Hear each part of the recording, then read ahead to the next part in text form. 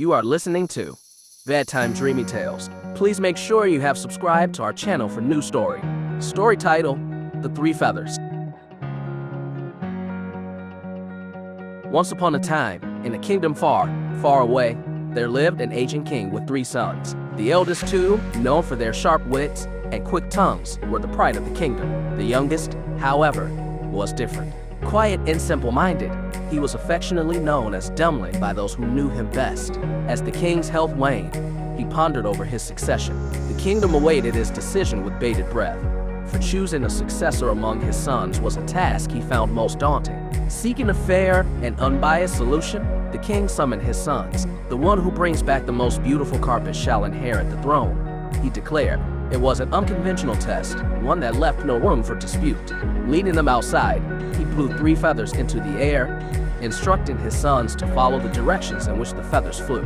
One went east, another west, and the third rose only to fall back down near the starting point. The elder brothers mocked Dummling for his seemingly unfortunate start, leaving him disheartened. However, fate had a surprise in store.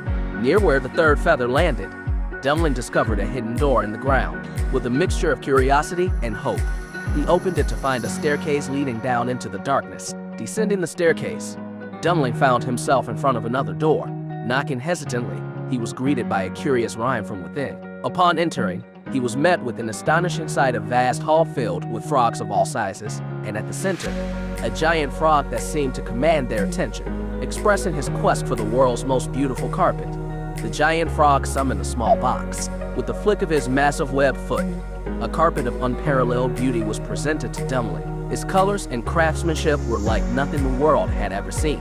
Grateful, Dummling took the carpet and made his way back to the surface, wondering if his fortune might change the king's mind about him. Meanwhile, the elder brothers, convinced of their youngest siblings' incompetence, made no real effort in their quest. Settling for coarse woolen handkerchiefs from a shepherd's wife, they returned, mocking Dumling's efforts. Back at the castle, the king was astonished by the carpet Dummling presented.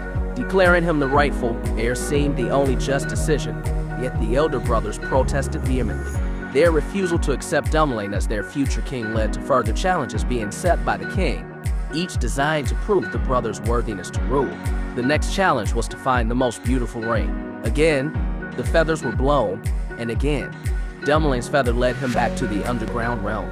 The giant frog, understanding the challenge, presented him with a ring of such splendor that it could only have been crafted by the most skilled artisans of the unseen world. The final challenge was to bring back the most beautiful maiden. For the third time, Dumling's feather led him back to the giant frog, who entrusted him with a seemingly ordinary turnip pulled by 6 mice.